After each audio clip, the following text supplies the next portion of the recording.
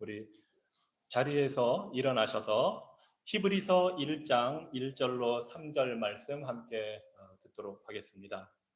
옛적의 선지자들을 통하여 여러 부분과 여러 모양으로 우리 주상들에게 말씀하신 하나님이 이 모든 날 마지막에는 아들을 통하여 우리에게 말씀하셨으니 이 아들을 만유의 상속자로 세우시고 또 그로 말미암아 모든 세계를 지으셨느니라.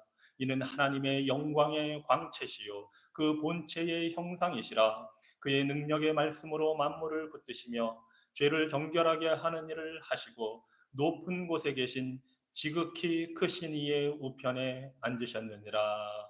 아멘. 진리의 하나님, 말씀의 은혜를 우리에게 내려주시니 감사합니다. 이 시간 우리가 듣기 원합니다. 전하는 자의 입술의 말과 듣는 자들의 마음의 생각이 주께 연락되기를, 주님께서 기쁘시게 받으시는 것 되기를 간구하오니 주님 우리에게 자비 베풀어 주시옵소서. 예수 그리스도 이름으로 기도합니다. 아멘. 자리에 앉으시기 바랍니다. 아주 오래전에 일어난 일입니다. 이 세상이 만들어지기도 전에 일어난 일입니다. 하나님이 계셨습니다. 세상을 만들기도 전에 영원 전에 하나님이 계셨습니다. 그분은 아버지와 아들과 성령으로 계신 삼위일체 하나님이십니다. 그리고 그 하나님은 사랑이십니다. 여러분, 사랑이라는 단어 한번 생각해 보셨나요? 나 혼자만 이 세상에 있다면 무슨 의미가 있겠습니까?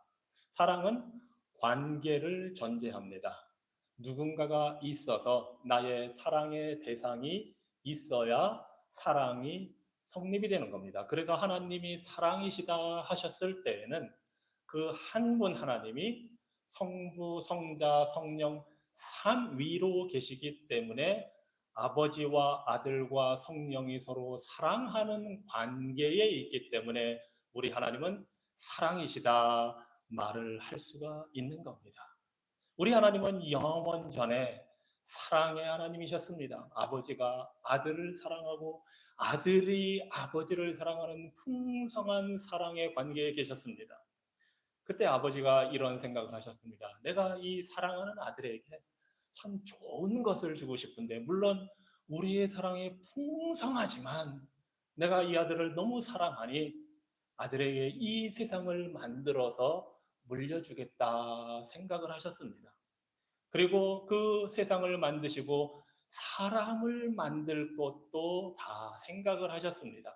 그런데 우리 영원하신 하나님은 이 만들어진 세상이 하나님의 계획한 그대로 있지 않고 인간들이 타락하여서 이 세상을 망가뜨릴 것도 알고 계셨습니다. 그래서 하나님은 이 만들어졌다가 타락한 세상을 회복해서 아들에게 다 온전하게 물려주시기 위해 아들과 대화를 하십니다. 아들아, 내가 너에게 이 아름다운 세상을 만들어서 물려주고 싶은데 이 세상이 완전하지 않을 것이다. 하지만 이 타락한 세상에서 내가 사람들을 건져내서 구원해서 너에게 다 물려주기를 원한다.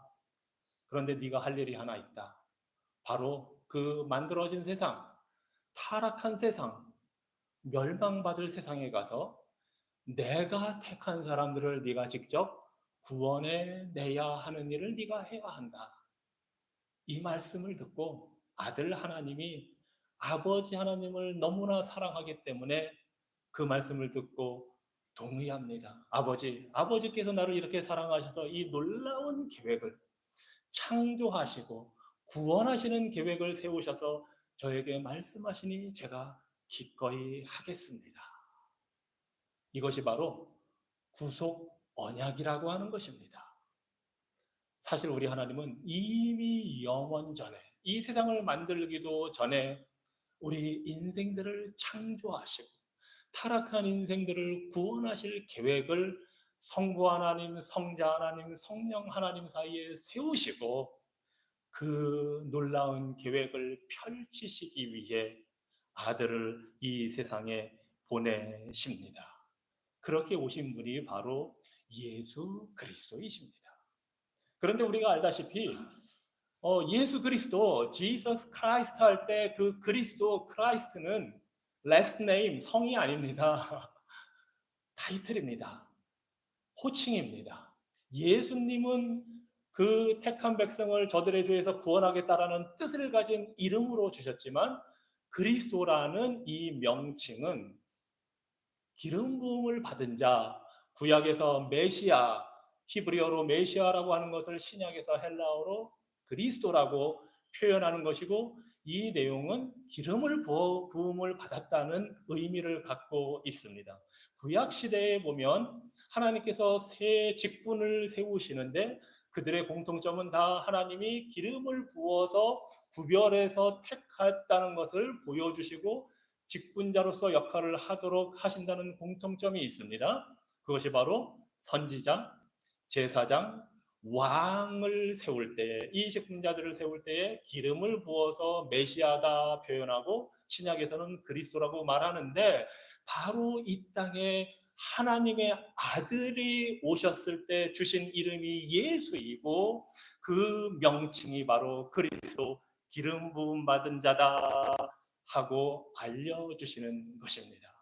그래서 오늘은 우리가 이 히브리서 1장 1절로 3절의 말씀을 통해서 이미 영원전에 계획하시고 작정하신 그 구속 언약에 따라 이 땅에 오신 예수님이 우리를 위해 어떤 직분을 행하시고 어떤 역할을 하셨는지를 세 가지로 우리가 살펴보려고 합니다. 이미 답은 말씀드렸습니다. 선지자로, 제사장으로, 왕으로서 우리 예수님이 오셔서 이 직분을 이루시고 역할을 감당하시고 사역하셔서 하나님이 영원전에 세우신 그 목적, 즉 아들 예수 그리스도에게 이 세상과 택한 백성을 다 선물로 주겠다는 그 목적을 이루시는 것을 우리가 오늘 보도록 하겠습니다. 첫째는 이 땅에 선지자로 오신 예수님에 대한 것입니다. 이 구약은 39권의 책으로 되어 있고 하나님께서 세우신 구속 언약을 이제 이 땅에서 타락한 백성들을 구원하시기 위해 실현해 나가는 그 과정을 보여주는 책입니다. 많은 저자들이 있고 39권의 다양한 이름의 책이 있고 아마 39권 이름 다 외워보신 경험들이 있을 거예요. 주일학교를 통해서 다 외우지 못하셨어도 괜찮습니다. 하나하나 확인해 보시고 기억하시기 바랍니다. 그 39권에는 하나님께서 인류를 어떻게 구원하실 것인지 은혜로 구원하시겠다는 약속을 주신 사실들이 들어 있습니다. 처음에는 아담과 하와가 타락한 그 순간부터 여인의 후손을 통해서 인류를 구원할 것을 약속하신 사실이 창세기 3장에 벌써 나옵니다.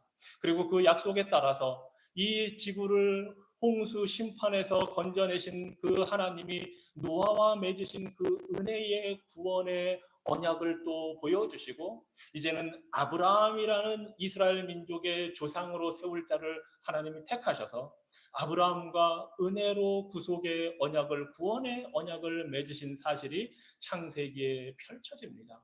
그리고 그 아브라함의 아들 이삭과 그 후손 야곱을 통해서 하나님이 영원전에 우리 인류를 타락한 인류를 구원하겠다는 계획을 어떻게 이루어 가실지 언약 약속을 통해서 보여주십니다. 이스라엘 백성들을 애굽에서 건져내시고는 모세와 함께 시내산에서 약속을 맺으시면서 그들을 택하셨다는 것을 보여주십니다. 또 다윗 왕을 선택해서 다윗 왕의 후손을 통해서 하나님이 인류를 구원할 메시아를 보내겠다는 약속을 보여주십니다. 그래서 구약은 말 그대로 약속의 책입니다.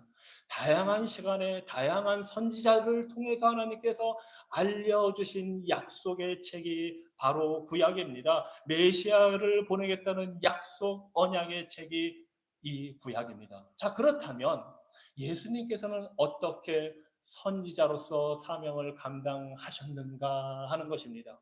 이미 구약의 많은 선지자들을 통해서 이런 약속을 다 보여주셨는데 우리 예수님은 이 땅에 2000년 전에 오셔서 그 약속들을 다 성취하시고 그 약속이 다 예수님에 대한 것임을 가르쳐 주시고 알려 주심으로써 선지자의 사명을 다 하셨습니다. 그리고 예수님께서 오신 그 2000년 전의 그날, 때가 참에 예수님이 오셨을 때 그 날을 오늘 히브리서 1장에서는 마지막 날이다 합니다. 이 마지막 날은 하나님의 구원의 약속이 성취되는 날입니다. 메시아가 오시고 하나님의 나라가 도래하며 구원이 임하고 택한 백성 이스라엘 백성이 이제는 포로에서 풀려나게 되며 새로운 세상, 새로운 나라가, 새로운 시대가 열리는 날입니다. 그 새로운 시대를 예수님께서 오셔서 열어주셨습니다. 구약에 약속한 메시아 그리스도로 오셔서 그 모든 약속을 성취하시고 새로운 하나님의 나라를 열어주셨습니다. 그래서 2000년 전부터 지금까지 우리 모두는 마지막 날에 살고 있는 것입니다. 하나님께서 이루신 새로운 시대를 우리가 살고 있습니다. 이렇게 약속을 성취하신 예수님은 단순히 약속을 성취하셨을 뿐만 아니라 이 과정을 통해서 하나님이 어떤 분이신지를 우리에게 보여주십니다. 그것이 바로 선지자가 하는 일입니다. 하나님의 말씀을 전해서 하나님이 어떤 분인지, 하나님의 성품, 하나님의 능력, 하나님의 지혜, 하나님의 영광, 하나님의 위엄, 하나님의 사랑, 자비, 은혜를 알려주는 것, 이것이 선지자의 역할인데 우리 예수님은 그 역할을 충실하게 해내셨습니다. 아니, 충실한 정도가 아니라 구약의 모든 선지자들보다도 아주 뛰어나게 탁월하게 그 역할을 하셨습니다. 그 사실을 오늘 읽은 우리 히브리서 1장 3절에 이렇게 표현합니다. 이는 그리스도는 하나님의 영광의 광채시요 그 본체의 형상이시라 합니다. 선지자들은 하나님이 보낸 종들입니다. 그런데 우리 예수님은 하나님의 아들로 이 땅에 오신 분입니다.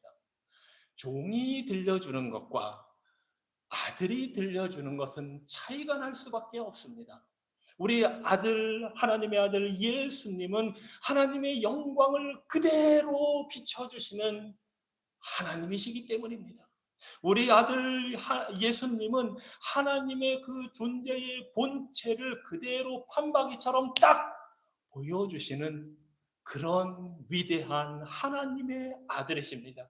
우리 예수님보다 더 완벽하게 하나님이 어떤 분인지 하나님에 대해서 보여줄 자는 이 세상에 아무도 없습니다. 그래서 예수님은 이 땅에 계시면서 나를 본 자는 아버지를 보았다 말씀하십니다. 이 사실이 바로 예수님께서 선지자로서 이 땅에 오셔서 이루신 사역, 즉 영원 전부터 우리를 구원하시겠다는 그 계획을 가지신 하나님 아버지를 보여주신 귀한 사역입니다. 그러니 우리가 하나님이 누군지를 알려면, 하나님이 어떤 분인지를 알려면 예수님을 봐야 됩니다. 하나님의 영광을 온전히 볼 수 있는 길은 그리스도를 보는 것입니다. 그리고 그 예수 그리스도에 대해서 기록한 이 성경책, 하나님의 말씀, 이 책을 가까이 하고 읽는 것입니다. 특별히 우리가 사순절 기간을 우리가 보냅니다. 부활절에 이르기까지 예수님께서 이 땅에 오신 그 목적, 예수님이 이루신 사역, 이런 것을 좀 묵상해 보시기 바랍니다. 사복음서를 읽어보시기 바랍니다. 복음서 중에 하나라도 정해서 읽어보시기 바랍니다. 그러면 예수님이 어떤 분인지 우리가 보게 되고 하나님이 어떤 분인지를 우리가 알게 됩니다. 하나님의 영광을 보게 됩니다. 물론 쉽지는 않습니다. 작정하셔야 됩니다. 하루에 2장이라도, 1장이라도, 3장이라도 읽겠다 작정하시고 기도로 시작하십시오. 성령님께 도움을 구하십시오. 하나님, 제가 오늘 말씀을 읽고자 합니다. 성령 하나님, 저를 깨닫게 도와주세요. 제가 기억나게 도와주세요 하면 성령님께서 그렇게 해 주십니다. 그것이 성령께서 그렇게 하시겠다고 성경에 약속이 되어 있기 때문에 우리는 그 약속을 의지해서 기도하고 성경을 읽으면 예수님을 보게 되고 하나님의 영광의 빛을 우리가 보게 됩니다. 자, 이렇게 선지자로 오신 예수님은 선지자의 사명을 다 하셨을 뿐만 아니라 이제 대제사장으로서의 사명도 감당하십니다. 사실 이스라엘 백성들 구약에서 위대한 선지자요, 위대한 중보자를 꼽으라면 바로 모세가 될 것입니다. 모세는 이스라엘 백성들을 애굽에서 이끌고 나와서 가나안 땅에 들어가기까지 그들을 이끌고 간 위대한 지도자였고 하나님을 만나 직접 말씀을 듣고 계명을 받고 백성들에게 전달해 준 위대한 선지자였으며 이스라엘 백성들이 죄를 지어서 하나님의 심판을 받게 되었을 때 하나님 앞에 무릎 꿇고 간절히 중보 기도한 위대한 사람이었습니다. 이스라엘 백성들이 출애굽한 지 얼마 되지 않아 모세가 시내산에 올라가서 십계명을 받을 때 이미 그때 황금 송아지를 만들어서 그 송아지를 하나님이라고 여기고 예배하는 악행을 저질렀습니다. 그때 하나님께서 이스라엘 백성들에게 너무 화가 나셔서 그들을 싹 멸망해 버리고 내가 모세 너를 통해서 새로운 민족을 만들겠다 말씀하셨습니다. 그때 모세가 하나님께 간구합니다. 하나님 그렇게 하지 마십시오. 그렇게 하면 하나님의 이름에 흠이 갑니다. 하나님의 영광에 흠이 갑니다. 이스라엘 백성들을 위해서 간구할 게 없었습니다. 모세는 너무 잘못했으니까. 그래서 하나님의 영광, 하나님의 이름을 걸고 간구하는 겁니다. 다른 나라가 하나님이 이스라엘 백성 다 멸망시켜 버리면 다른 민족들이 뭐라고 하겠습니까? 야, 이스라엘 민족이 섬기는 여호와라는 신은 능력이 부족한가 보다. 자신의 백성들을 다 광야로 몰고 가더니 다 죽여서 없앴대더라 하는 소문이 날 것 아닙니까? 하나님 제발 그러니 하나님의 명예를 위해 하나님의 영광을 위해 이스라엘 백성들을 용서해 주시옵소서 하고 간절한 기도를 올려드린 위대한 중보자였습니다. 그런데 이 땅의 대제사장으로 오신 예수님은 모세보다 훨씬 더 탁월한 중보자로 하나님 앞에 서셨습니다. 바로 죄인된 우리를 위해서입니다.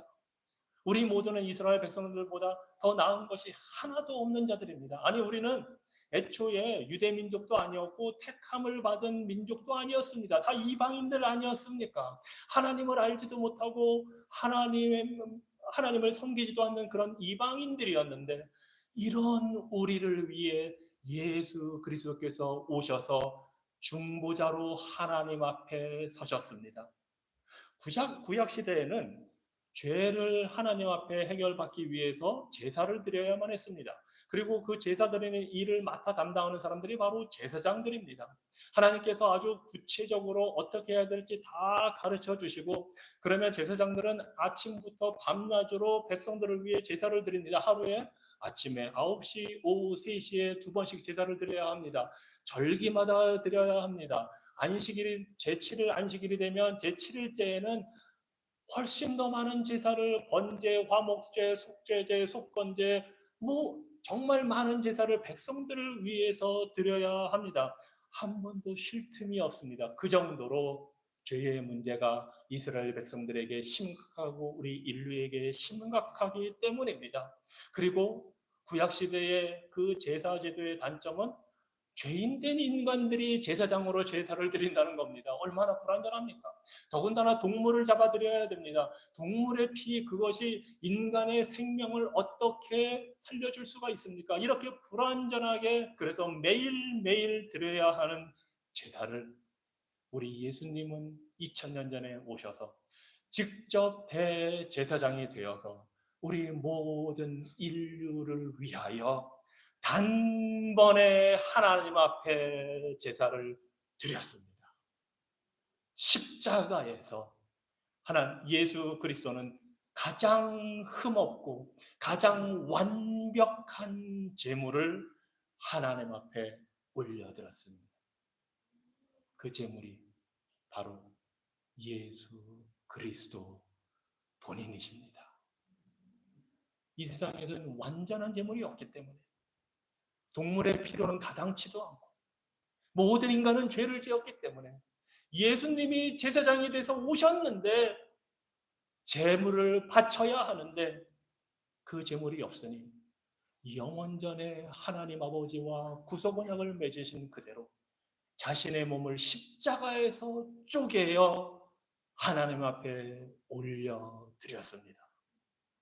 예수님은 대제사장이실 뿐만 아니라 스스로 희생 제물이 되셔서 죄 없는 예수님이 영원한 하나님의 아들이 우리의 죄를 다 짊어지셨습니다. 우리의 죄값을 받아 십자가에서 사형을 당했습니다. 그렇게 해서 우리의 죄를 덮어주실 수 있게 되었습니다.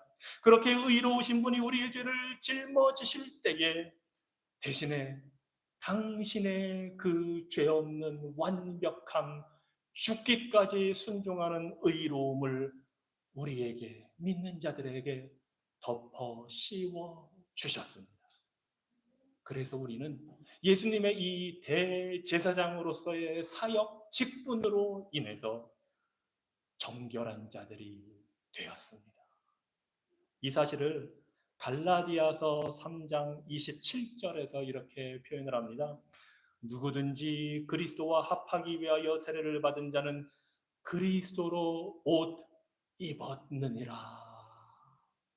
예수님 우리를 정결케 하시고 예수님의 의를 우리에게 입혀주셔서 우리가 예수님으로 옷 입어 의로운 자가 될 수 있도록 하셨습니다. 이 위대한 일, 인간 모세보다도 위대한 탁월한 제사장으로서의 중보자로서의 역할을 하신 예수님이 십자가에서 외치셨습니다. 다 이루었다. 다 이루었다. 그래서 예수님은 부활하신 후에 하늘로 올라가셔서 하나님 보좌 우편에 앉으셨다고 오늘 읽은 3절에서 말씀합니다. 구약시대 제사장들은 그 성전에 의자가 없습니다. 앉을 틈이 없었습니다. 계속해서 제사를 지내야 했기 때문입니다. 하지만 예수님은 다 이루셨기 때문에 하늘 보좌에 올라가셨을 때에 앉으셨습니다. 이를 다 완성하셨기 때문입니다.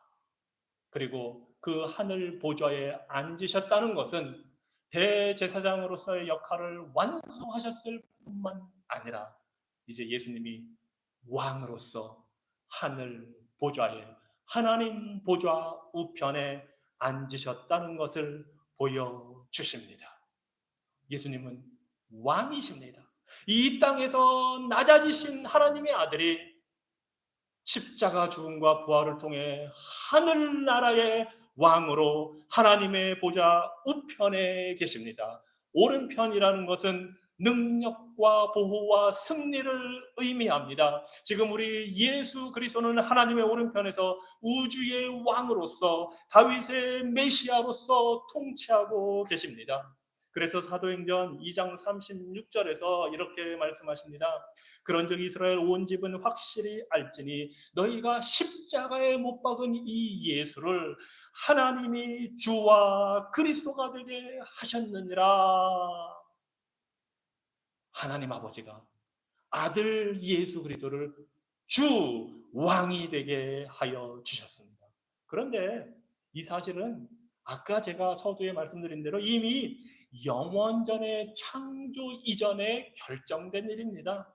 예수님은 알파와 오메가이시고 처음이자 끝이시고 창조주이시자 창조의 목적이십니다. 예수님은 하나님의 아들로서 이미 이 모든 것을 만유를 물려받을 상속자로 정해져 있었습니다. 상속인이 되는 것은 아들에게는 당연한 일입니다. 예수님이 하나님의 아들이시니 당연히 하나님의 것을 물려받습니다. 그런데 우리 세상에서는 물려줄 상속인이 죽은 다음에나 그 아들이 상속을 받게 됩니다. 그런데 하늘의 영광스러운 현실에서는 그 아들이 십자가의 죽음을 통해서 하나님의 놀라운 영광의 상속분을 받게 되는 것을 보여주십니다. 왜냐하면 그분이 이 세상을 창조하셨고 구속하셨고 그것을 물려받을 자로 이미 정해져 있기 때문입니다. 이 세상이 예수님을 위해서 창조되었을 뿐만 아니라 예수님 때문에 예수님으로 말미암아 창조되었습니다. 예수님이 이 세상을 창조했으니 이 세상 만물이 당연히 예수님 것입니다. 그래서 예수님이 물려받게 되는 것입니다. 이 사실을 골로새서 1장 16절에서 이렇게 말씀합니다. 만물이 그에 의해서 창조되되, 여기서 그는 그리스도를 말합니다. 예수 그리스도 성자 하나님을 말합니다. 하늘과 땅에서 보이는 것들과 보이지 않는 것들과 혹은 왕권들이나 주권들이나 통치자들이나 권세들이나 만물이 다 그로 말미암고 그를 위하여 창조되었고, 그래서 예수님은 상속받을 자로서의 권리를 이미 영원전에 갖고 계신 것입니다. 당신이 창조하셨으니 이 세상은 그리스도의 것입니다. 그래서 예수님이 왕으로 지금 통치하고 계시는 겁니다. 뿐만 아니라 예수님은 창조주이기 때문만이 아니라 우리를 구원하신 구속주이기 때문에 만물을 물려받는 상속자가 되십니다. 예수님은 십자가에서 이루신 그 희생 사역을 통해서 택함 받은 수많은 영혼들을 상속받게 되었습니다. 그것이 구속 언약 영원전에 하나님 아버지가 말씀하신 계획입니다. 아들에게 내가 모든 것을 물려주겠다.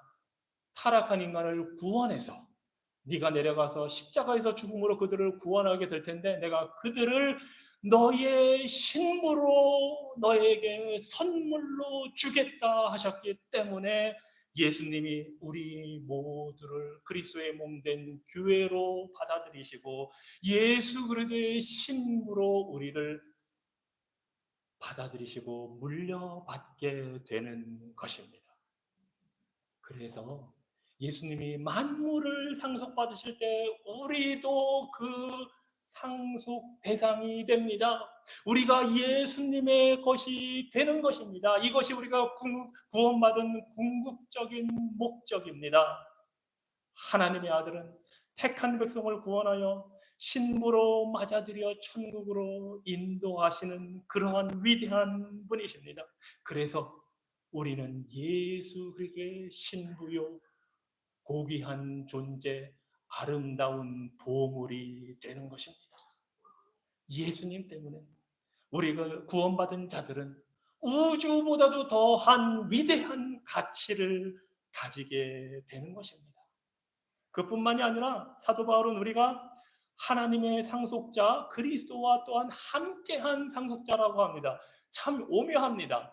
우리가 예수님이 물려받을 상속분이 되는데 또 우리 또한 예수님과 더불어 하나님이 주시는 선물을 받아 누리는 상속자가 된다는 것입니다. 로마서 8장 16절 17절의 말씀입니다.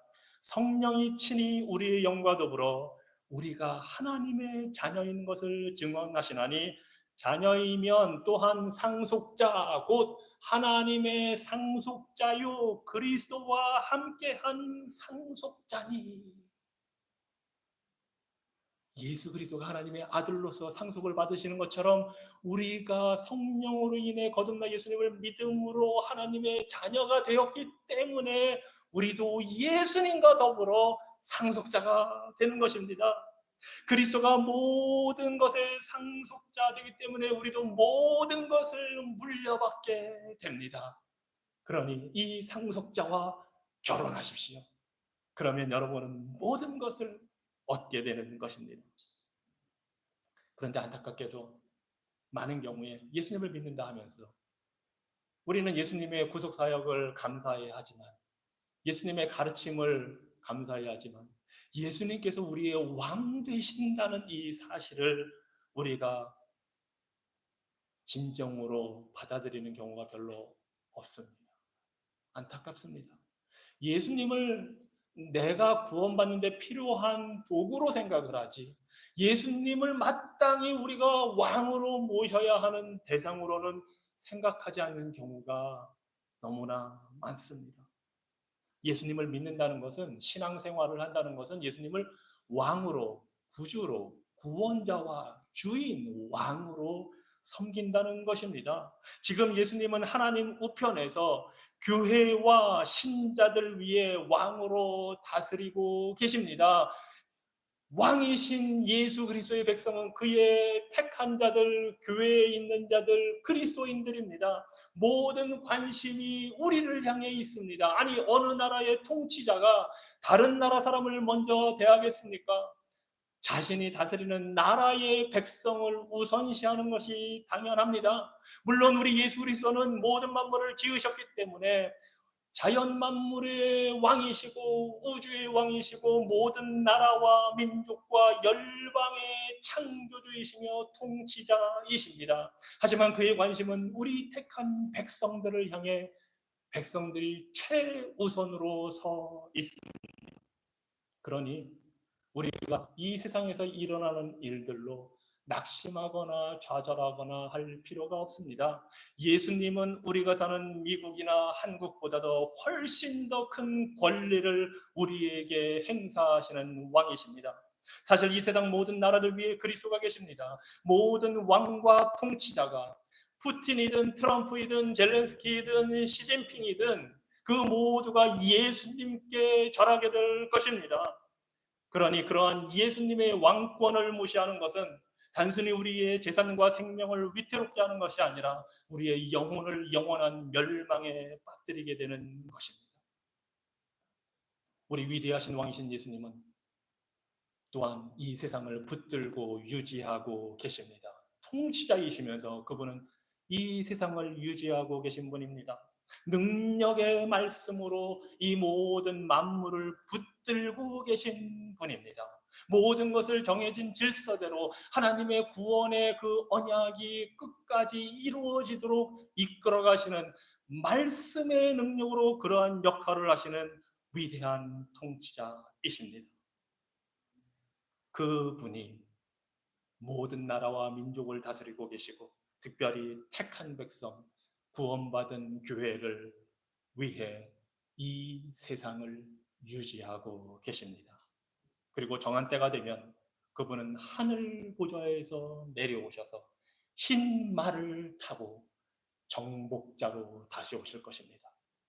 2000년 전에는 어린 양으로 오셔서 자신을 십자가의 희생제물로 바쳤지만 이제 다시 오실 때에는 어린 양이 아니라 죽음을 당했으나 부활하신 승리의 왕으로 동물의 왕인 사자로서 유대의 사자로 이 땅에 오셔서 그의 원수들을 발 아래 두실 것입니다.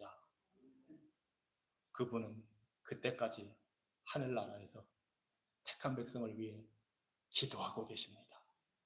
모세보다 더 위대하신 중보자이신 예수님이 왕으로서 백성들을 위해 하나님 아버지 앞에 기도하고 간구하고 계십니다. 저는 우리 예수님의 기도를 너무 좋아하고 사랑합니다. 그분의 기도는 한 번도 거절된 적이 없는 완벽하게 응답받는 기도입니다. 그분이 우리를 위하여 기도하십니다. 우리가 혼란스럽고 타락한 이 세상에서 정결하고 순결한 그리스도의 신부로 천국에 들어갈 때까지 우리를 위해 기도하십니다. 로마서 3장 8장 34절 말씀을 들어보십시오. 누가 정죄하리요? 죽으실 뿐 아니라 다시 살아나시는 그리스도 예수시니 그는 하나님 우편에 계신 자요 우리를 위하여 간구하시는 자시니라. 우리의 삶을 예수 그리스도께 맡길 때에 그분은 우리를 붙드시고 유지하시며 결국에는 하나님 앞까지 인도해 주실 것입니다. 주님은 고군분투하며 시달리는 주의 교회, 주의 백성들을 보호하고 이끌어 가십니다. 이러한 구주를 여러분이 믿는다면, 이러한 예수님을 왕으로 섬기신다면 결코 그분을 놓아서는 안 됩니다. 그분을 놓쳐서는 안 됩니다. 어떤 대가를 치르더라도, 심지어 재산을, 생명을 잃어버린다 할지라도 우리는 그분을 믿고 신뢰하고 따라가야 합니다. 영광의 왕이신 우리 구주 예수께서 우리를 그 영광스러운 하늘나라에 이끌어 올리실 때까지 우리를 존귀하게 대해주시고, 선지자로서 말씀을 가르쳐 주시고, 대제사장으로서 우리를 위해 중보하시고, 왕으로서 우리를 보호하시고, 어떤 적과 악으로부터도 우리를 보호해 주실 것이기 때문입니다. 이 놀라운 예수 그리스도의 사역과 직분의 그 놀라운 은혜가 여러분 삶에, 여러분 영혼에 풍성하게 넘치기를 주님 이름으로 축원합니다. 기도하겠습니다. 예수님, 주님은 놀라우신 분이십니다. 영원한 하나님의 아들이 이 땅에 낮아지셔서 인간으로 오시되 우리를 위해 선지자로서, 제사장으로서 그 모든 사역을 이루시고 이제는 왕이 되어 우리를 다스리시며 보호하시는 그 놀라운 예수 그리스도를 우리가 바라보고 사모하며 사랑합니다. 그 주님을 통해 우리가 하나님 앞에 나아가고 하나님의 영광과 하나님의 위엄을 보게 하여 주시니 감사합니다. 원하옵기는 우리 온 성도들이 이 예수 그리스도를 끝까지 붙들고 주님의 주시는 그 모든 혜택과 은혜를 풍성히 누리며 이 땅에서 구원받은 택함받은 자녀로서의 아름다운 삶, 거룩하게 변화되어가는 삶을 살도록 우리를 도와주시고 인도하여 주시옵소서. 예수님 이름으로 기도합니다. 아멘. 우리 다 같이 자리에서 일어나셔서 찬송가 96장 함께 찬양하시겠습니다.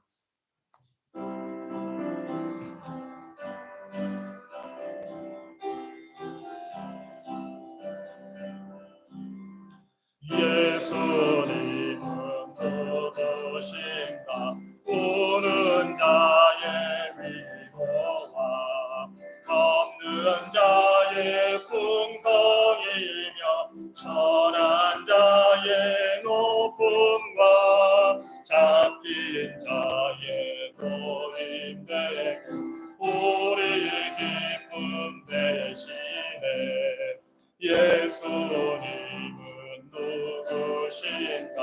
약한 자의 강함과 눈먼 자의 빛이시며 병든 자의 고침과 죽은 자의 부활되고 우리 생명 대신에 예수님은 누구신가?